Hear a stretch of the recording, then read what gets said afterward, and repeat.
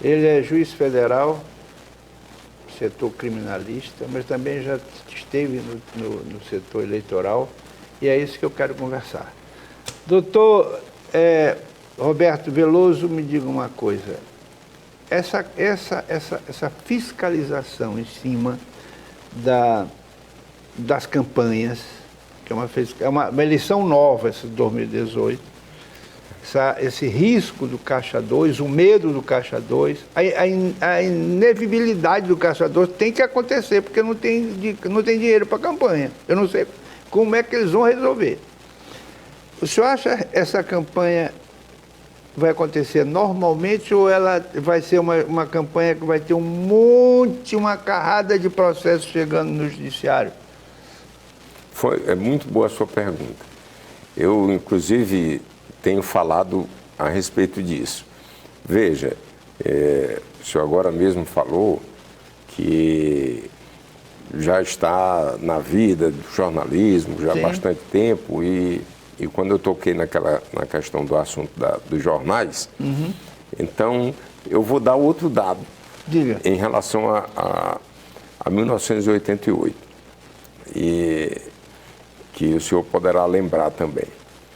Até 1988, nós não tínhamos ação na Justiça Eleitoral. A Justiça Eleitoral era puramente administrativa. Quem lembra, depois da eleição, ia lá no TRE e estavam os membros ali, os juízes, desembargadores, contando o voto, que era o voto do recurso. Olha, esse voto aqui está grafado assim, então, tem um X, mas está parecendo um Z, então vamos dar o voto para o rapaz. E acabava, a eleição terminava, proclamavam-se os eleitos, os juízes e desembargadores iam para casa. Iam lá no TRE de vez em quando, para fazer uma sessão, justificar a presença. Hoje mudou completamente. Por quê? Nós temos inúmeras ações. Todas elas aconteceram depois de 1988.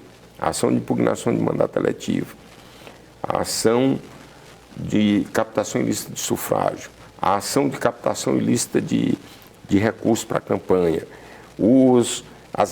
as condutas vedadas.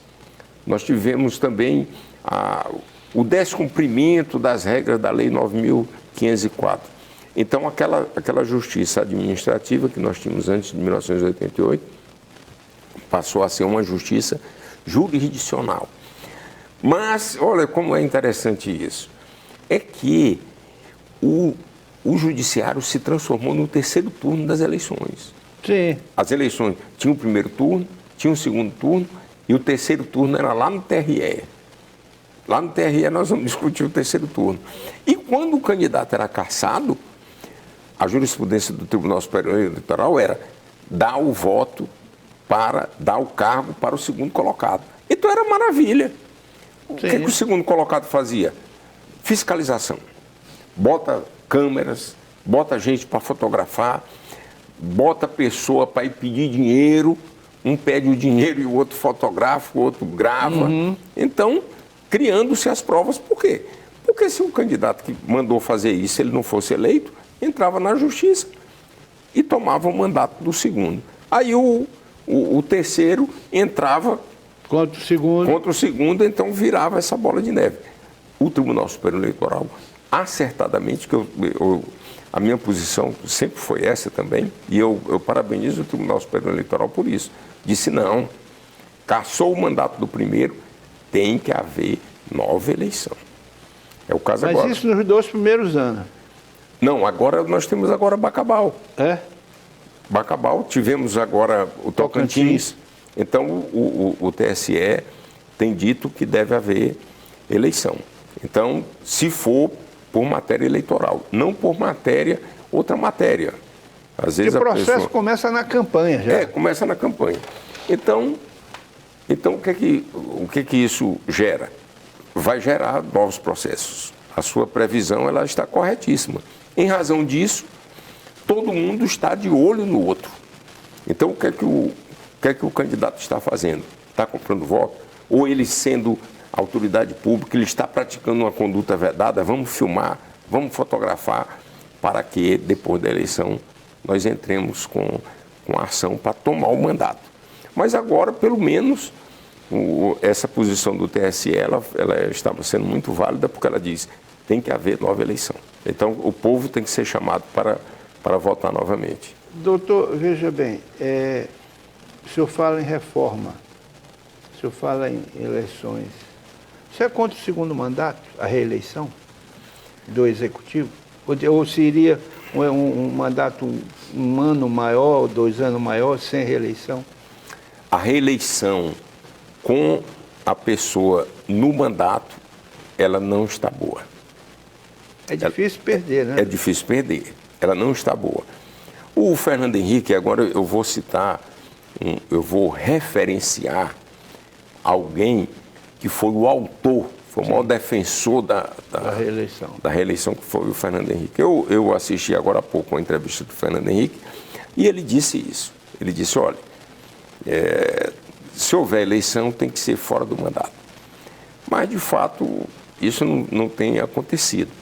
E o problema da reeleição é porque ela foi geral.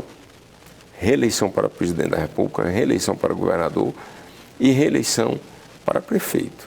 Então isso... Essa abrangência não foi uma atitude inteligente para ganhar o apoio de todas as bancadas estaduais? Com certeza, foi uma exigência.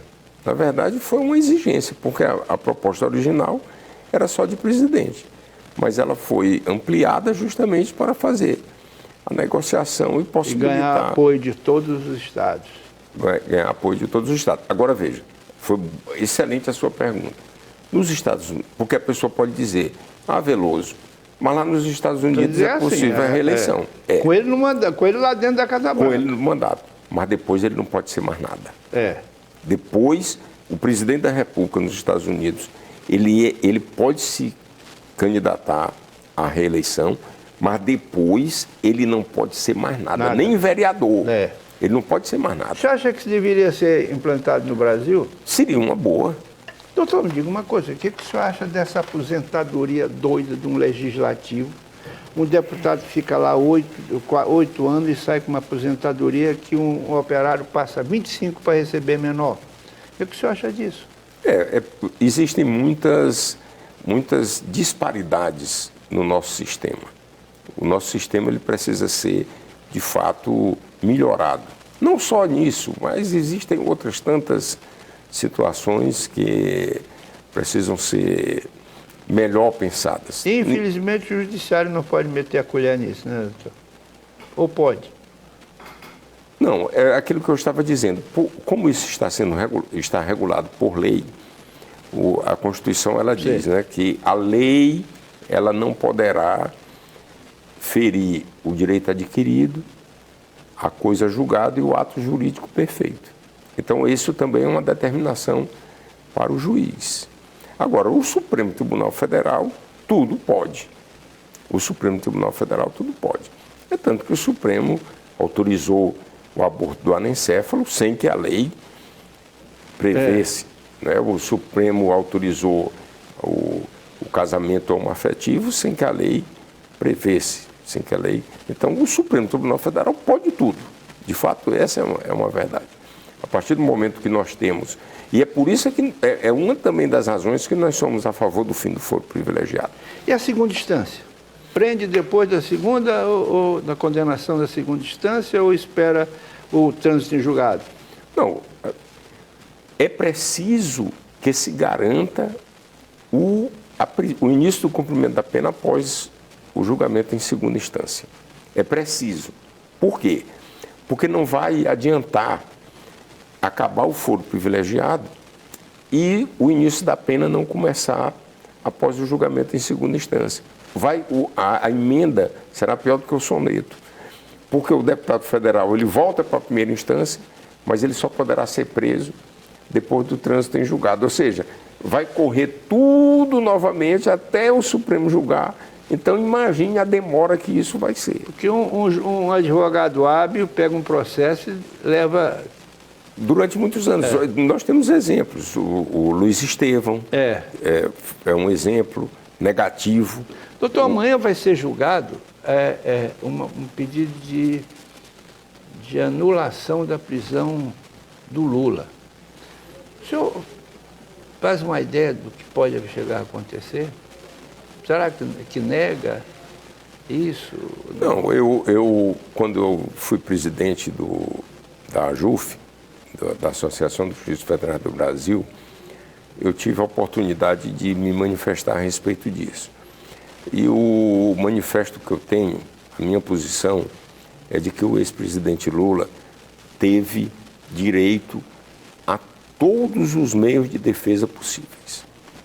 O presidente houve um inquérito, depois houve a denúncia, depois ele se defendeu dessa denúncia, as testemunhas foram ouvidas, ele foi interrogado, seus advogados puderam fazer alegações finais depois das alegações finais do Ministério Público, o juiz sentenciou, ele entrou com recurso, o recurso foi julgado pela segunda instância, ou seja, todas as garantias estabelecidas constitucionalmente foram dadas ao ex-presidente Lula.